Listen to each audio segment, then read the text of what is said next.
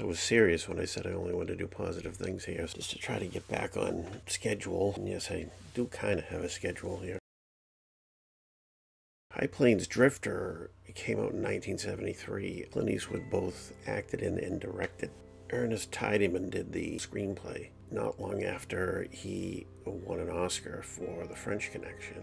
Eastwood plays a character known only as the Stranger, who rides into the little town of Lago. Right away starts taking command by his ability with a gun and his imposing presence. We gradually learn that the former sheriff of the town was killed and 3 men went to jail for it, and those men are now out of jail and heading for the town. So the town elders go to the Stranger and make him an offer. He can have the run of the town if, when those 3 show up, he kills them. 3 criminals, 3 murderers who are on their way back to the town for vengeance. The movie has a weird Western tone to it. It's probably one of the original consciously made weird Westerns, instead of just an offbeat Western that kind of verged into strangeness. One of the keys to the movie is the terrific score by Dee Barton. It has a lighter touch than Morricone does, and it has a haunting theme. High Plains Drifter is a little fancier than some of Eastwood's cut-down, simplified Westerns. I put it up there with Unforgiven.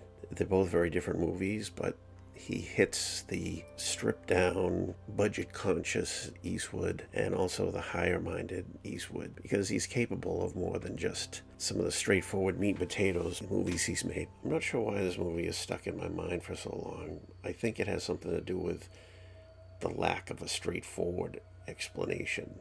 You'll pick it up from what happens in the story. Particularly, one of the most controversial moments in the movie is a rape scene committed by the Stranger. Now, that's not something your hero does. So what was the point of having him do it? Was it to tell the audience, look, this is not a guy who runs into town and cleans things up and he's a Gary Cooper type? That's not what this guy is about. The movie was inspired in part by the killing of Kitty Genovese, who was a woman who was murdered in New York. People would pull up chairs to their windows to look down in the courtyard to watch her being raped and then murdered. The movie is then haunted by the idea of justice for someone who never got it.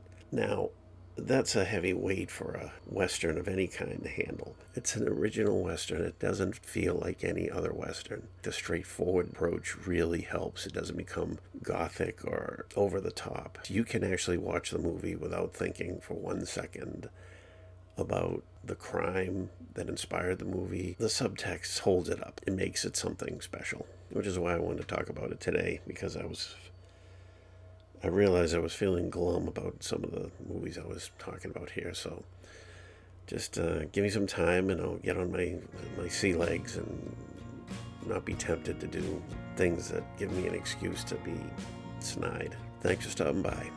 Hope to see you again soon.